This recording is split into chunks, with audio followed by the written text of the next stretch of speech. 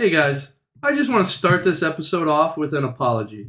We are working with our mic and positioning to figure out the best possible way to provide you with a quality listening experience. Unfortunately, during testing, we didn't pick up the bubbling noise from the hookah, so we didn't account for it. Sadly, this was our mistake, and the sound is quite noticeable. We do, however, feel that this episode is too good to not release, so please forgive us and bear with us. We will do better next time, we promise. Welcome to the Above and Below podcast, a show where above-average guys with below-average intelligence talk about everything nerdy, geeky, and otherwise. Thanks for joining us on this journey into the unknown as four dudes work to understand their place in the vast expanse of the universe. So sit back, spark up a hookah, grab a beer, and enjoy. Hi, I'm Brad. I'm Bobby. This is Tony. And Steven.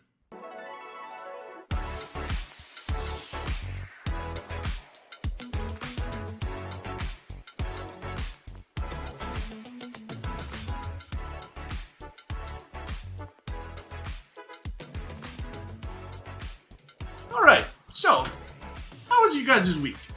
The week for me went pretty slow, but also super fast at the same time. I watched the first Power Rangers movie earlier in the week, and it was pretty great. It's a fantastic movie. Cheesy as fuck, but super fucking fun. Chrome was the future in 1995. When that movie came out, the CGI was just fantastic. Blew your mind. I'm just like, I can't imagine. Like, I remember watching Spy Kids and thinking that the CGI was just insane. Elijah Wood in that chrome suit being the guy was fuck. I was like, wow, that looks mind blowing. Future. How disappointed are you that Chrome is just not the future? Google Chrome's pretty good. Future. I'm not gonna lie, after watching the SpongeBob episode and seeing Squidward go to the future, I'm a little disappointed that that's not what we got. I was just hoping everything would be Chrome. No, everything's just dirty and falling apart. Everything is Chrome in the future. But jumping back to Power Rangers, though, I've also recently started watching it, and man, it's just cheese. It's just bad. But if you as long as you can just get over that it's crappy 90s, then we're just going. It's okay. Yeah, no, definitely. I remember liking it a lot as a kid. Do I remember anything? No, not in the least. But like, as a kid, I remember being the coolest thing ever. Seeing the Zords and like all that shit was just mind blowing. And now looking at it, then it's like, I can't believe I thought that was like cool. There's nothing wrong with liking Power Rangers. It's great.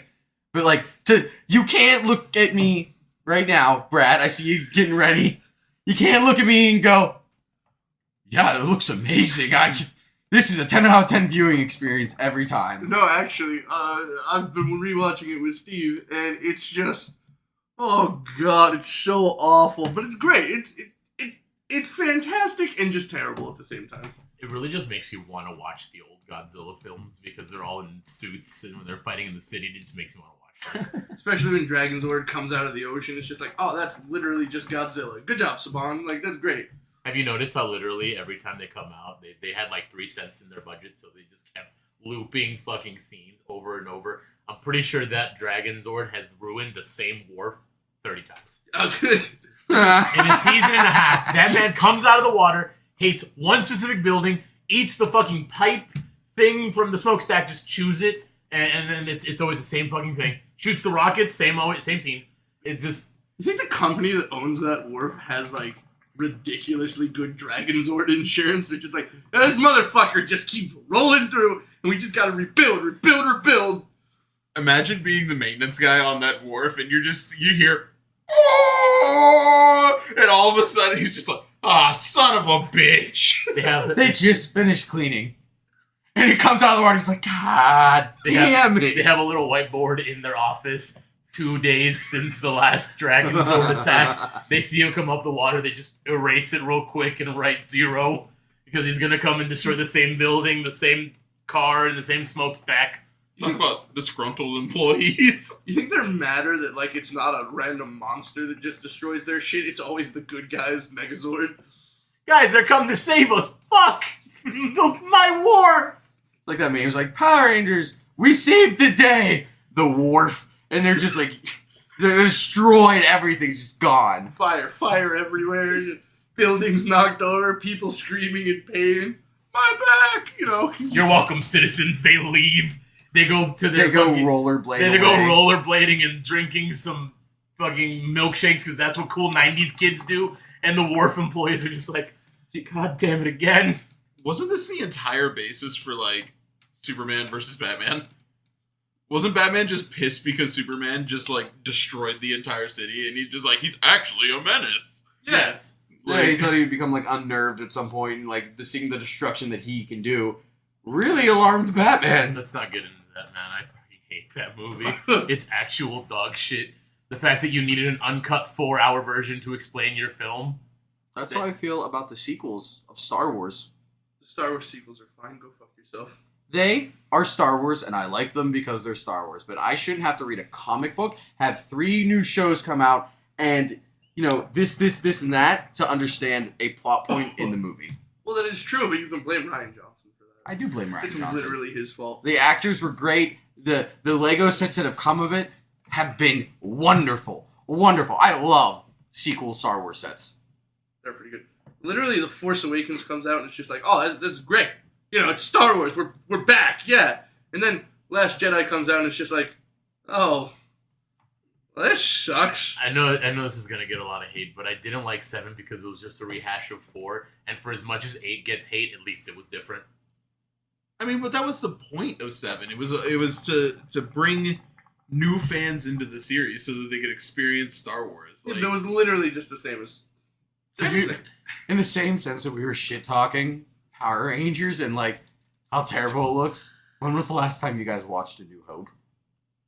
Actually, this year, I forced my girlfriend to watch all of the Star Wars movies, so it actually hasn't been too long since I've watched the entire The series. dialogue is cheesy.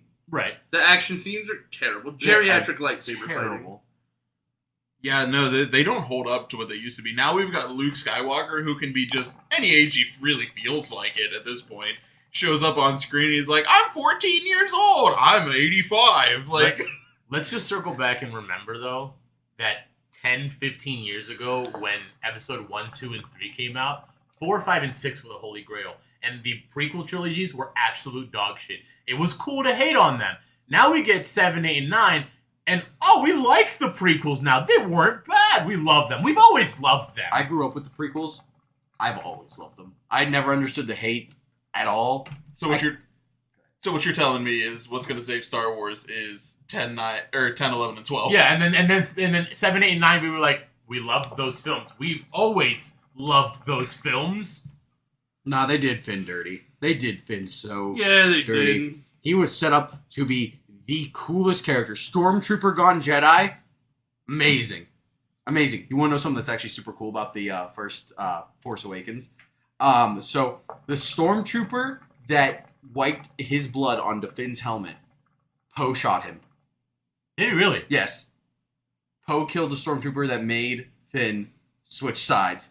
But in the same sense, 15 minutes later, he was escaping a Star Destroyer, murdering Stormtroopers. I mean, they were bad.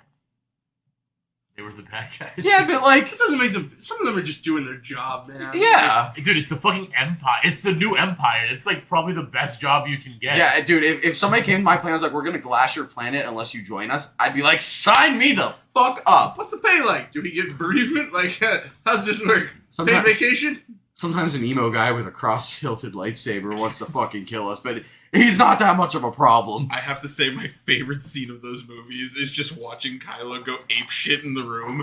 And then and then those stormtroopers are just like, oh no, I'm gonna turn around. Like, that paints the picture so perfectly to what employee life like it's like on the faces. Out of all the characters of the sequel trilogy, Kylo Ren, bar none, hands down, is the best character. He is the best. And they still did him dirty.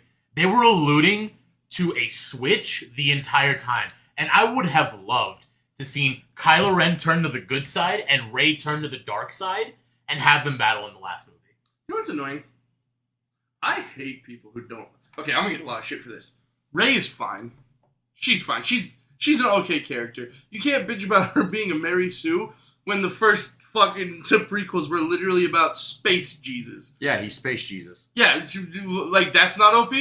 But, the point of it is it's OP. I'm the only little motherfucking 6-year-old who can. Yeah, and he was 6 years old and got into the Jedi Order. Yeah, exactly. You have to be like 0 or 1 or 2. You can't have any memory of your past, and they took him in anyway. Well, Rey's a Jedi, so she's all right.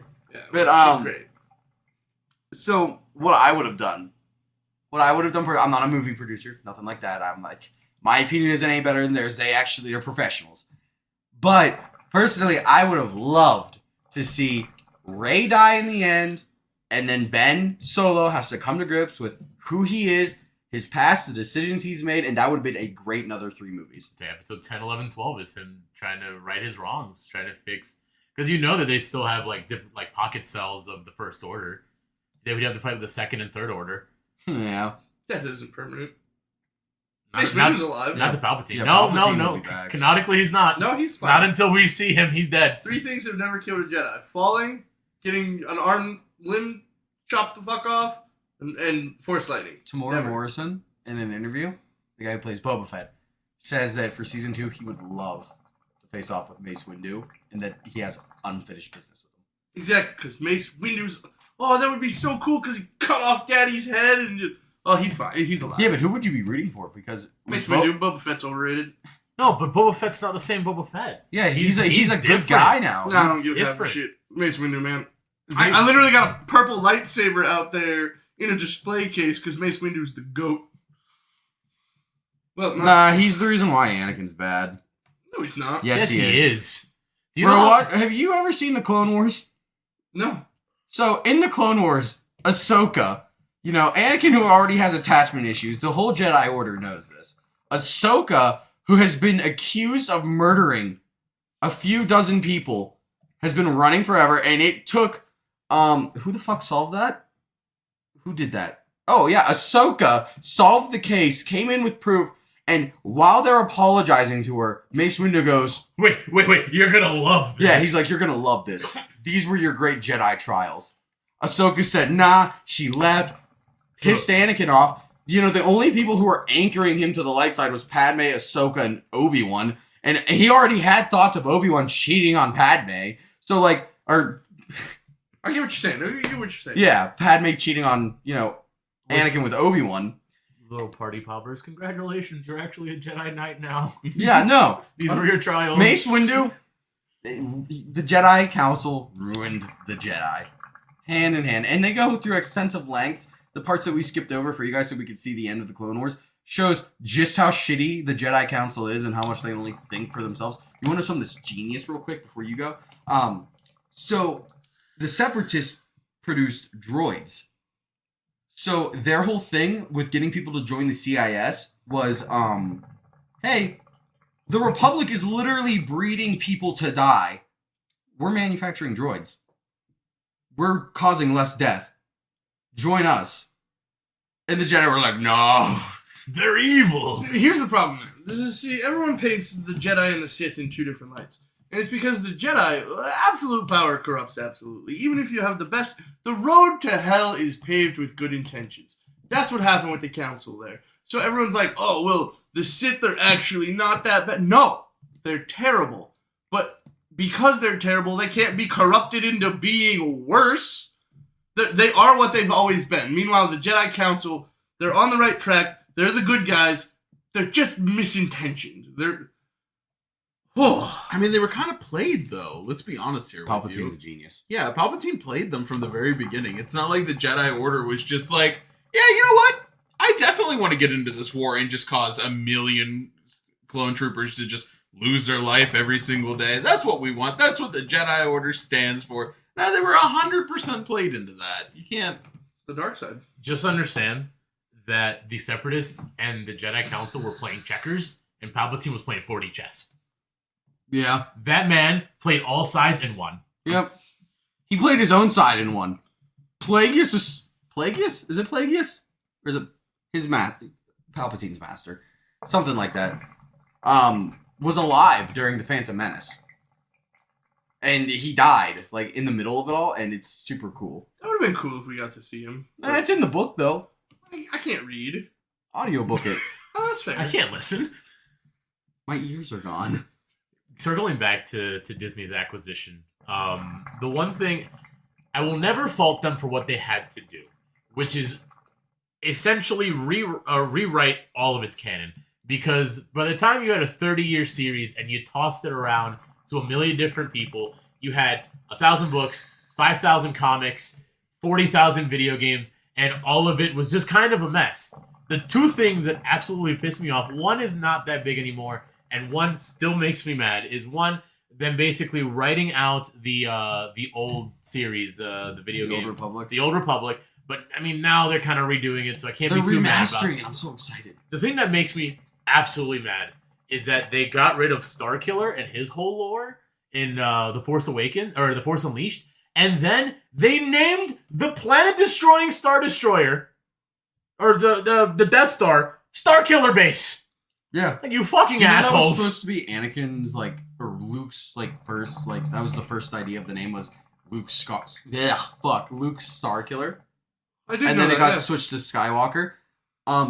What I don't like that Disney did is we were in line for a bunch of good games. Yeah. 1313, there was another one coming out, but like 1313 you played as Boba Fett in the streets of Coruscant. That would have been sick. That would have been amazing. I would have loved to just... They canceled it all. They did. Canceled They did. it all. You can find videos of like the gameplay for 1313, and it's just like, oh, that looks like that would have been fun. It would have been like one of those games that are talked about. Like, you know, just... Today. It's a goat. It would have been goated. I'm not exactly mad about it though, because we did get Fallen Order, which was a fantastic Star Wars game. Second one's being made. I'm so excited. Me Cal too. Kestis is great. He's a cool character. I still, however, cannot look at him and just not see the dude from Shameless. I see the Joker from Gotham. That's fair. Yeah, I literally just imagined him running drugs in a city just because that's what he did in Shameless. That's what he And now did he's in a Gotham. Jedi. Yeah, he was gay Jesus in Shameless. That's literally what they called him. It was hilarious. You want to know my favorite bit about, like, not my favorite bit, but, like, okay, so in Fallen Order, the song that is playing in the beginning is actually Mongolian throat singing. Yeah, the band The Who. Yes! I love them. It's super cool, and then it plays at later points in the game. I was just like, because, like, I had recently heard them before I played, and the game started, I'm like, that's Mongolian throat singing, that's The Who! It hypes you up, too. It does, it's cool! The game is great. Let's say, actually, when we were playing D&D, I got this from my original DM. He made us make our characters, and then he was like, all right, pick a song that would represent your character. And we all gave him a song, and then he made this playlist, and he shuffled through it all. And if your song came on, then you would have like a stat boost for the moment that song is playing. And so I adopted that for future campaigns that I ran. And I'm pretty sure Mine was The Who. Yeah, Yours 'cause I was The playing Who. Goliath, Cleric Barbarian. That is badass. That's cool as fuck. It was great. I mean, it fits. He's a mountain man, you know. Played out well. It did. D&D's great. I am so excited to play more D&D. My uncle explained D&D to me when I was like in 6th grade, and I was like, oh, that sounds so fun. And he's like, yeah, we can play sometime. We never did. But coming into this friend group has like introduced D&D to me, and I'm so excited. We got a Power Rangers campaign going. We got a Taldore campaign starting soon. It all sounds so fun. I'm so excited. And every time a new campaign starts, I order a mini for this thing. 2 of them have died, but that's okay because this one should stay alive. Yeah, oh, absolutely. You'll be fine. It's great. fingers crossed. Fingers crossed. My favorite thing about D&D is how it's become just wildly popular. And then everyone's just coming out and they're just like, I like playing D&D. Like celebrities. Yeah, like Vin Diesel, Joe Manganiello, the Big Show plays D&D. So, like, speaking of, like, celebrities doing it, so, like, I wanted to think of, like, you know, different popular celebrities. Or if anybody had thought of, like, you know, have they created an NPC of a celebrity in their campaign? Because I'm playing the Changeling who can turn, and I want to have them turn into celebrities, but I want, like, unique names on them. And you can't look anything up without it being like, Vin Diesel plays D&D. Big Show plays D&D. Fucking, like, just so many cool people play it, and, like, it's so hard to find that kind of stuff now.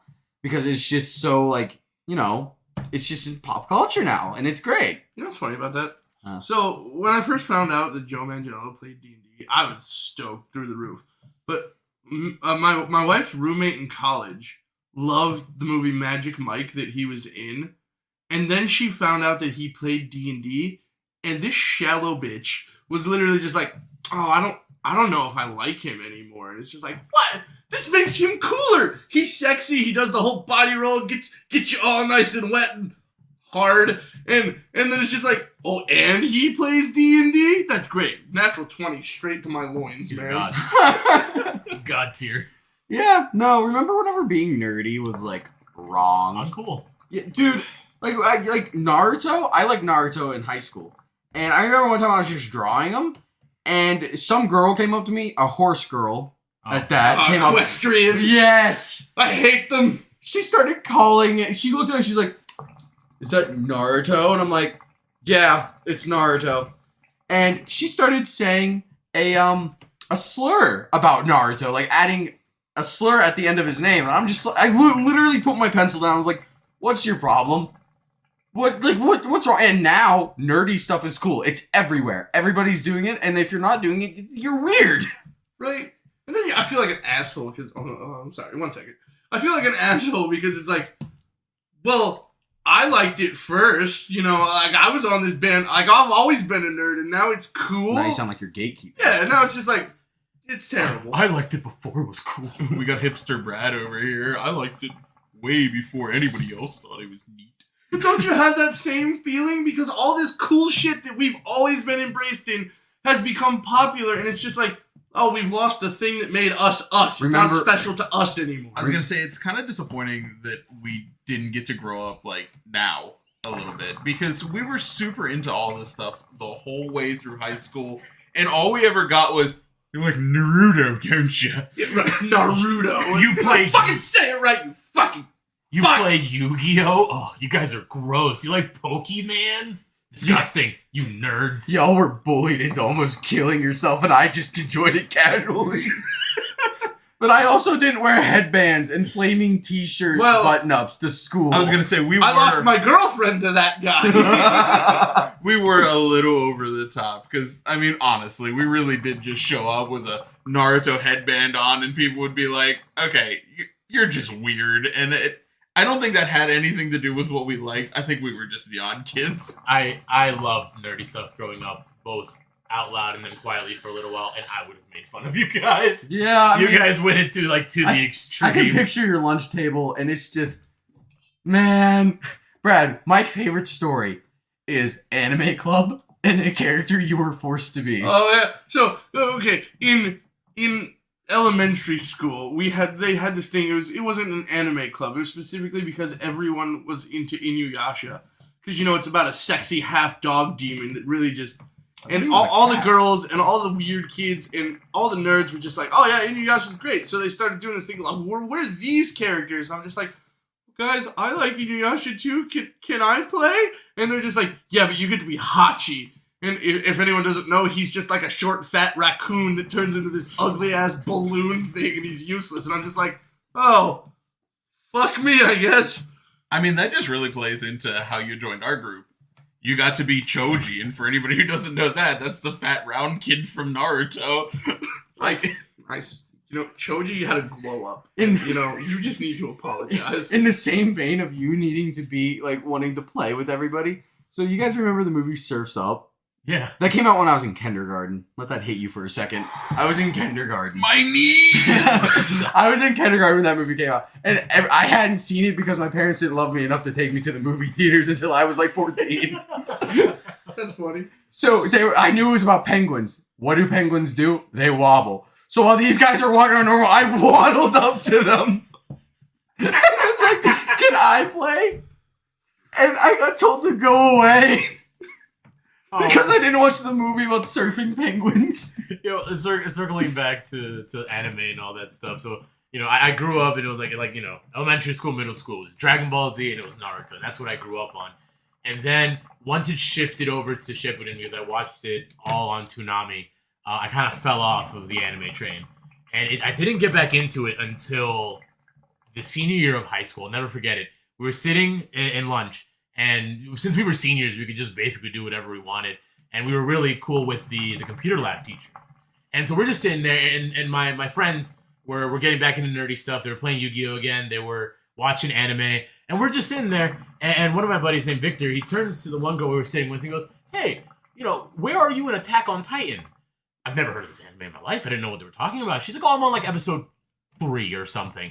And she's like, "You haven't watched it since?" And he's like, "No." I was like, "Well, we're gonna go watch it now." So I didn't want to be left alone at lunch. So I'm just like, "Hey, can I join?" I mean, I've never watched it, but fuck it, I'll watch. And he's like, "Yeah, sure." So we go downstairs to the lab, and obviously there are always like the locks on the computers that you can't get into websites. Well, everyone knew the codes to just bypass everything, and it didn't get discovered until like 2 months before we graduated. Everyone else was salty, but we got our use out of it. So we get on to Kiss Anime because that's where we watched it, and we're sitting there, and I'm watching this show, and it was the episode right after Eren gets eaten, and they're all just trying to figure life out. Whoa, spoilers! Listen, man, that part of the anime came out like 10 years ago. If you haven't watched it, I'm sorry. That's crazy. But like so he's eaten, and again, I didn't know that.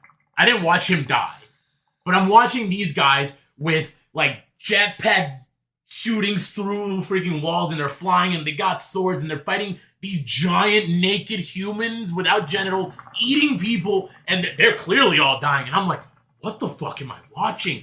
And then the last bit of that episode is Eren turns into a Titan, runs up and just decks one of the Titans in the face, and he just lets out a roar, and the episode cuts, and I'm like, oh my god, I gotta watch this thing. And I steamrolled it all through the weekend.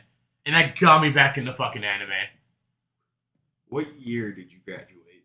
2014. Okay, so I was 13 at the time. Oh, fuck. And weirdly enough, Attack on Titan got me like right back into anime because I remember watching Dragon Ball on Cartoon Network whenever it would air during like the day. Dragon Ball or Dragon Ball Z? It was Dragon Ball Z. I specifically remember thinking Yamcha was cool, and then he died, and I was pissed. Yamcha's cool. As a kid, the guy with the wolfy hair, he had wolf moves, and he had scars. I'm like, man, he's so cool looking. I mean, in Dragon Ball, it was pretty cool. He just was became one of the joke characters. Yeah.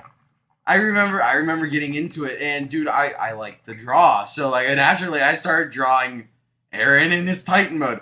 Man, my parents had to have thought I was gay or something. I'm sitting there drawing this muscular, just slicked out dude with like a 6-pack, and I'm like trying to explain, like, Mom, they're Titans. They don't have genitals. So this is a dude controlling a bigger dude pretending to be another dude. But man, Attack on Titan's great. I love it. It's a dude and a dude with a dude. So this dude got eaten by this dude. So then he turned into this bigger dude, and he's still inside this dude. That's not his real body. But I have not watched the second part of the last season, and what's funny is that so I watched it and I just kind of fell off, and I hadn't watched it since. And there have been a couple seasons after the fact, and one of our buddies was complaining about how the ending was terrible. It was dog shit. It was super boring, and I'm just like, well, I gotta watch it. I gotta see what's sitting at. He goes, it ended in a cliffhanger. And it's stupid. And so I watched from where I left off all the way to the ending, and I hit the ending. And I was like, oh, that's a cliffhanger. Pulls up phone, Googles it. Oh, there's a second part coming out in a year. He hates the fucking anime because he doesn't realize that there's a second part that they haven't finished. No, I never watched it. It's specifically because when it was starting to get popular and all that, I didn't have like internet or anything, so I never just got or cable or any of that. So I never got to watch it. And then it's just like one of my friends is just like, hey, yeah, Attack on Titan's great. They're in the walls. People are the Titans. And he just spoils all the big twists. And I'm just like, oh, well, I guess I don't have to bother now. Yeah, people need to learn whenever you're trying to explain something and hype it up, you don't spoil it, like, right on the spot. So in the same vein of, like, how that, like, is playing out. So, I watched the first season of 7 Deadly Sins. 7 Deadly Sins. And I enjoyed it. Hated the main character. All the side characters are all the other sins are fantastic. I love Bond. I love Diane, King, fucking Merlin. They're all great. I love them. But the main character sucks. He's just OP. It's not fun to watch him fight, and he's a fucking perv, and it sucks. So the same buddy that you're talking about also told me how great 7 Deadly Sins has gotten. And I'm like, oh, cool. What season are you? He's like, like 3. I'm like, bro, I shouldn't have to watch 2 seasons for there to be any challenge for the main character. I absolutely hate Meliodas, and like the show would be 10 times better if he was just, you know, he's the edgy one too. He's the dragon sin of wrath, Right. and it's just, so he's just like whenever he actually fights, it's just he's edgy and it's annoying, and then he goes back to being like, I like boobs and looking up girls' skirts without their consent. I'm a douchebag. And he's also the size of a child, so it's even weirder. That is my biggest problem with modern anime, and I feel like it started with Sword Art Online and all this isekai garbage that they keep producing. It's garbage. It's literally just like the main character is killed in real life, transported to another world, and is just completely OP, and it ruins so many good animes. Like I wanted to like Rising of the Shield Hero or some shit like that, but he's just OP. Or I maxed out all my defenses, you just can't touch him. But the one that really got me, because the magic system was so cool, it's called The Wise Man's Grandchild. And it's literally just like they're fighting these demons, and Merlin's in it, and he's like a powerful mage, and all of a sudden Merlin's grandchild from another world or some shit is just a kid. He's just a kid, and his magic power is just beyond compare. And he's just like, this is the first demonoid to show up in God knows how long. The last one almost killed us all. And he's just like, all right, it's dead. And then they introduce you to the main villain in like 4 episodes, and it's just like, oh, he's beaten him already. Where's the threat here now? How can I like this? It's terrible. I feel that. Yu Yu Hakusho is an isekai. Hot take alert. Literally in the first episode, he saves a kid, gets run over by a car bus, whatever it was. And then it's a new world. And even though he's in Earth, he's in the spirit realm. It's an isekai. Okay, but it's not terrible. At least there's conflict. At least, you know, he faces Toguro for the first time and just absolutely gets his shit stomped until he... Ugh.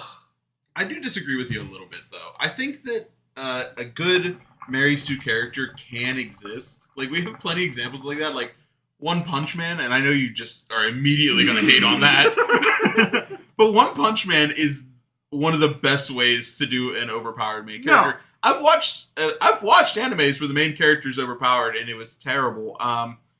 The Irregular at Magic High, that's a terrible anime because the main character is just way too strong, and they give no exposition why. But at least with One Punch Man, they make it a good joke. Like, they make it a good part of the series. No, it is a good joke until the exact moment where he uses consecutive normal punches. Because then it's no longer One Punch Man, it's 16 Punch Man, and that's when the meme dies. That's when the show becomes trash. That's a natural progression of things. You punch once and then you punch many times. I don't understand how you have that same viewpoint and you sit there and you want people to see the struggle happen and you can't see consecutive normal punches being just a There was never a struggle in that show. That show is presented as it is. It's a joke. It's a meme. It's a gag.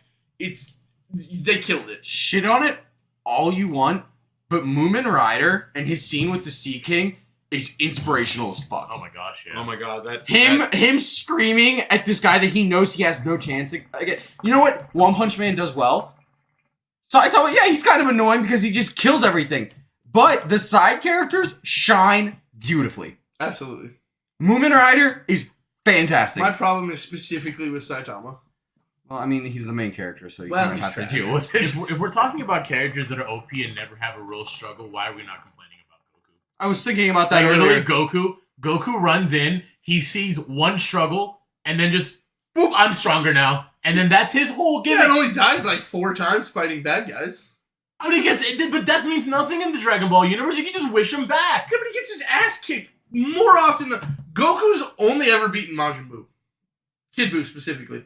It's the King he Piccolo, didn't even kill Frieza. King Piccolo. That's in Dragon Ball. He defeated Frieza. He definitely defeated Frieza. But he didn't kill Frieza. Trunks did that. No, because he assumed he was dead. His whole body was dismembered and floating in space. If his dad didn't show up, Frieza was gonna die, and he lost. But he didn't. I was gonna say, if a planet blows up and the dude I'm fighting is left on that planet, I'm pretty sure I'm gonna assume they're dead. Yeah, well, Obi-Wan did that, and look how that turned out.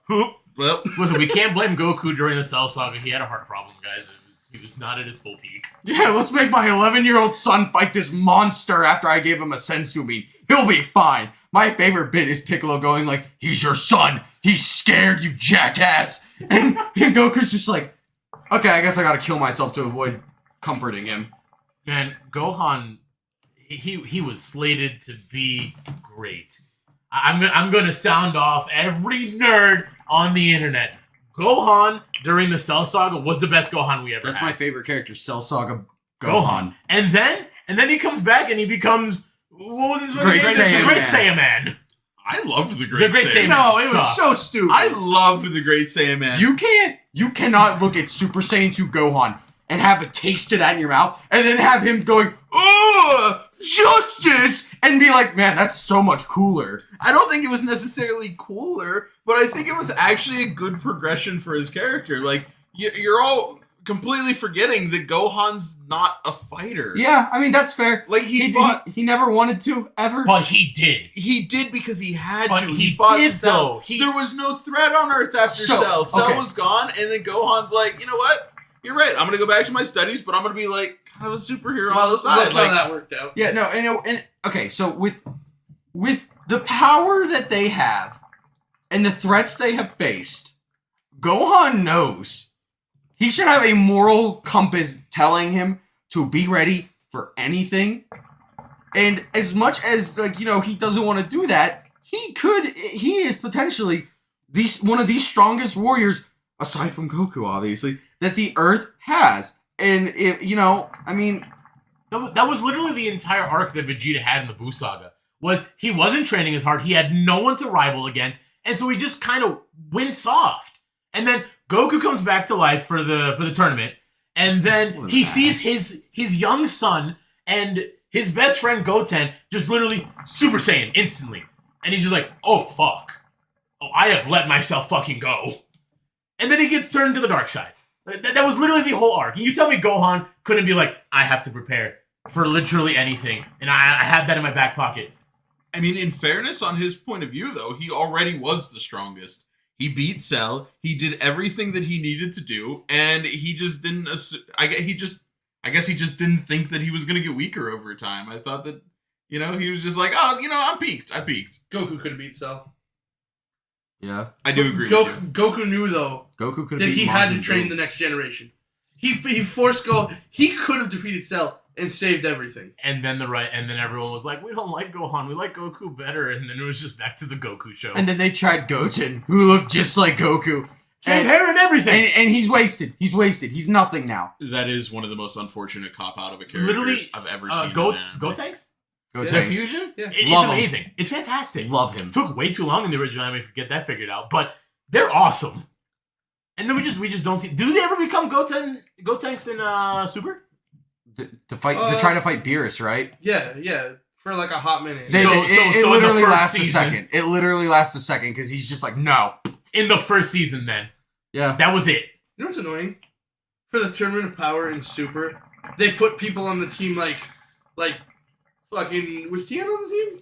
Yeah. Yeah, Tien, and then they put fucking Piccolo. Piccolo's great, but like, you have two Super Saiyan children who can combine into a fucking badass monster. While I agree, they technically did explain that because they're like, we can't cheat during this. And then it just turns out everyone was cheating anyway. But their universe was like, we just got to get the strongest people because they were like, oh, fusion will probably be cheating. Yeah. So they were. She should have died. Oh yeah. Yeah. Yeah. That was a moment that they He kind gave of his missed epic on. speech. He did his shit. He knocked out the guy, and he should have just died. That's the problem with that's the problem with Western audiences exclusively. The creator of Naruto in the beginning had planned for Choji, Neji. They were supposed to die in the very beginning.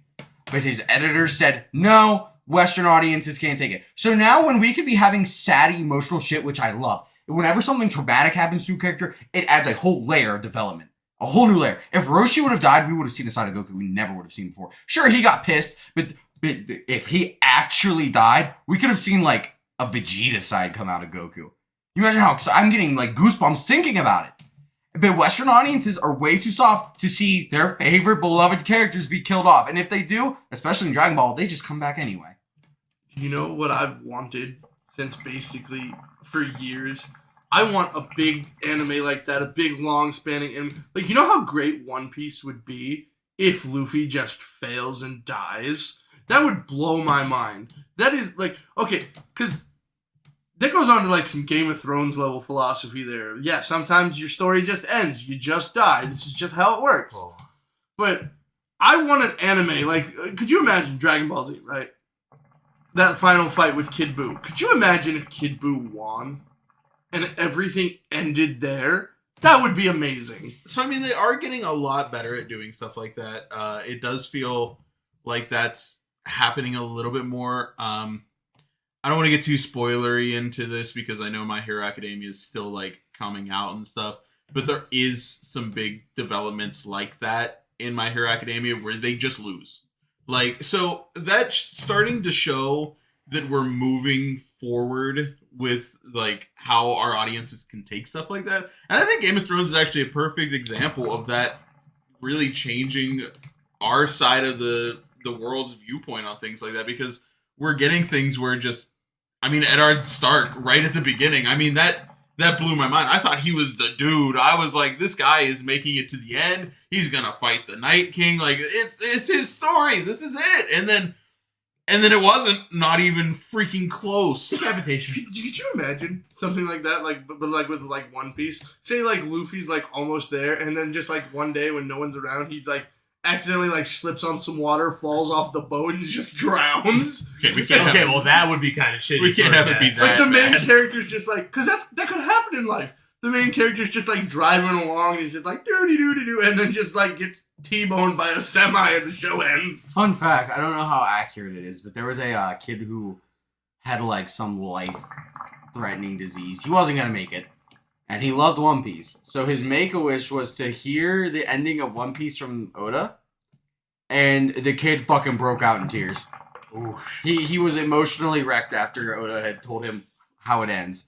So there was one person who knows how it ends, and it's the creator and some dead kid. That's terrible and amazing at the same I time. was gonna say that's so bad. Is the show done at this point? No. Oh my Not even God. close. It's It's over 1,000 episodes. isn't it? 2/3. It's like 2/3. 2/3. Yeah. They're terrible pirates. Yeah, they're just They've been bad looking for pirates. they've been looking for this one treasure for 1,500 episodes, and they haven't found it yet. I mean, Terrible pirates. I disagree. I mean, say what you want. I know One Piece is long, but man, is it got a. I mean, you get past the art style. The art style kind of kills it for some people, but you get into One Piece, and it's just so well written. I can't wait for it to end. I think it's gonna be jaw dropping. Once it ends is when I'm gonna full dive into it, because I remember watching it in Toonami, like as it was coming out, like the first couple like episodes in like the season. So I do remember watching it originally, but I have not wanted to jump back into it, and the longer it goes, the less I want to, until it finally ends. To be completely honest with you, you could probably start now, and it might be done by the time you get finished watching the 1,000-some I mean, episodes. you're not wrong, but it's just not a commitment I'm willing to give it yet. Currently, I'm watching all of Naruto with my girlfriend, and we're like halfway through Shippuden. And I also have just told her, like, we're gonna watch Boruto. I haven't watched any of it. We're just gonna watch it when it comes out. I'm gonna just say spoiler free on it. I'm not gonna watch it.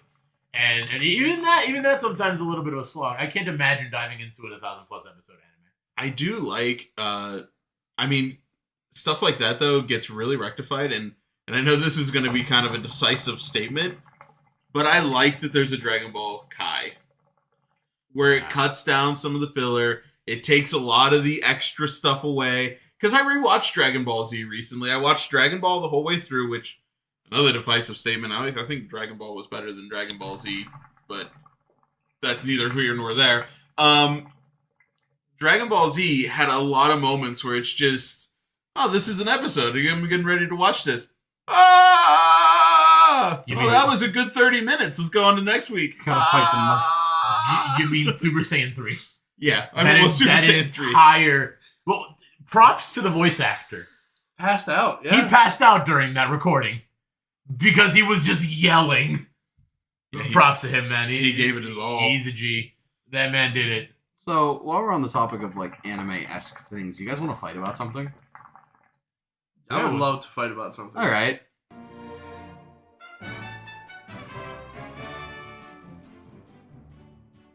What is the best element to bend in Avatar? Oh, that's Fire. easy. Fire. Earth. Earth is for pussies. Earth is for pussies. Yeah, fire's the coolest. Wasn't the main character who bended fire just a whiny bitch the whole time? Zuko has great development, no hate on him. But wasn't he just whining the whole time? I would fucking whine too if my dad was like, "You fucking suck. Leave and kill the Avatar. Ooh, That's your mission." After burning half your face? Ooh, Yeah. I've got Yeah, daddy issues. You have daddy issues. Well, yeah, but I don't make a big deal about it. Oh, okay, fine. What's your Earth? What about you? I pick water. Water. Yeah, it's the coolest element to bend. Listen, the fire has a distinctive advantage because for every other element, you need to have it around you. Fire, you just create from your own body. We're on Earth. yeah, That's made of Earth. Do we need to talk about the entire arc of the Earthbenders being in a metal prison and they couldn't do anything? I also want to hit you up with like 78% of the Earth's surface is water. Katara had to carry around a water skim to have water at all times. Yeah, because she was in the desert. Also, they fixed that because she can pull water from vegetation around her. So, like, In the desert, I that bet she gets has a fixed lot too. of water. All right, so In the also desert, her she sweat. has a lot she of uses water. her sweat once. Gross. Also, most of the Earth has like underground rivers and stuff like that. If she was really tapped into it, she could pull that stuff up. Yeah, imagine having infinite, like, 70% of the Earth is covered in water. The rest of it is actual Earth. There's air all around us. Imagine having all that, and then the firebenders still spend 100 years kicking the shit out of you. That's because the Avatar took a nap in the Arctic. That's not, I mean, they still, 100 years, they could have fought back, and they didn't. Because Sozin's comet came through. Having 100, Powered up once all of every the fire- 100 years. Powered up all the firebenders. They're over there spewing their fire. They wipe out the airbenders, their biggest rivals during this, and then all the other nations are like, okay, well, that's kind of bad. And they kind of back down a little bit. Don't get me wrong. They were kind of bitches about it. They kind of backed away too much, but I still don't think, like, So what puts out fire? Air puts out fire. You blow out a fire. yeah, it's just a shame Rocks that they were put out- nomads. And, like, Rocks peaceful put out people. fire. I would like to say that air also makes fire stronger, as Is it? oxygen is needed for it to burn. So real quick. So in the same vein of being taken over 100 years ago by a comet, in the show we saw the same comet come by, and we had the Avatar fully trained, and they still almost won. Yeah, Because fire's of the awesome. comet, because of the comet. It's because fire's awesome. No, if it was awesome, they would have done it 50 years before that. I'm just saying, the firebenders went to the fucking northern water temple and nearly shit on them. Because they had numbers. There was like, what, 15 dudes who could bend water? Numbers can outweigh. But they were on a lot. boats Listen, in water, surrounded by water If benders. I can Also- kill a koi fish in a tiny pond, your element is bullshit. The waterbenders weren't trying to kill the Fire Nation. They were just trying to hold them off. And they couldn't. They just wanted to stop them It from was getting literally to Aang. Aang turning into a water koi mixture thingy and pushing them away with his abilities. Also, you gotta think, like, Firebending literally, Yeah, the waterbenders a kind of have, firebender like, fucking big kills L. the Avatar. Azula murks Azula his ass. murks fucking Aang. And at that point, he knew earthbending, waterbending, and airbending. You know, the three elements to stop a firebender. And he still died! She Okay. snuck up on him. so Azula is Nah, the she was there the strong. whole time. Azula is the strongest firebender. No, Iroh is. Well, okay, the strongest active firebender. Let's be honest here. So she's the strongest firebender. Also, she's Ozai was. Ozai was a middle of the road firebender. Yeah, he almost killed the Avatar until the bending got taken Wow, away. Yeah, but fire Sozin's killed. comet. Fire almost killed the Avatar a second Because of the time. comet. I mean, that's fine. Either way, Hashtag not my Phoenix King. either way, Ozai's. she was Yeah, he is. 18 years old fighting a 10-year-old. He was the Avatar. Imagine that you're 10 years old 110 and you have to years fight old. an 18. 110 Shut years up. old. He was in cryogenic freezing. Well, whose fault's that? 110 Maybe years if old. he was a better Avatar. I'm just not saying. shitting on this. Isn't about Aang being a good Avatar. This is about the circumstances that were in that situation of which a firebender beat the Avatar. It's not about Aang's experience. It's not. He was in the Avatar state. That shit's nuts. He didn't see her. Boom. Yeah, she just. If I shoot somebody- The firebender So you're murked talking the most Avatar. powerful bender in the existence of bending, using all the knowledge and the information and power of every single Avatar. It that was comes an before emotional him. state. Oh yeah, well he got his Well, shit pushed in.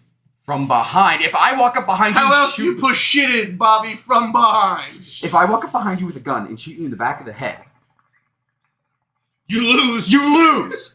I don't care how much you know more about. You guys know infinitely more about guns than me. If I walk up behind you with a gun and shoot you in the back of the fucking head and you don't see me, it doesn't matter how much you know or how much prep time you've had or who you are. I could do it to anybody.